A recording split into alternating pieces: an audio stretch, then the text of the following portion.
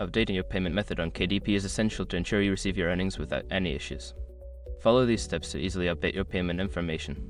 Step 1. Log into your KDP account. Visit the Kindle Direct publishing website and log in using your credentials. Make sure you are using the correct account associated with your publications. Step 2. Navigate to account settings. Once logged in, locate the account tab in the top menu. Click on it to access your account settings where you can manage your payment information. Step 3. Access payment information. In account settings, find the section labeled Payment Information. Click on this section to view your current payment methods and options for updating them. Step 4. Update payment method. Choose the option to edit your payment method. You can add a new bank account to update your existing payment details. Fill in the required fields with accurate information. Step 5. Save changes.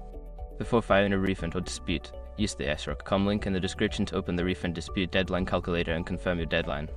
Once you have completed these steps, your payment method will be updated. Regularly check your account to ensure everything is correct and up to date.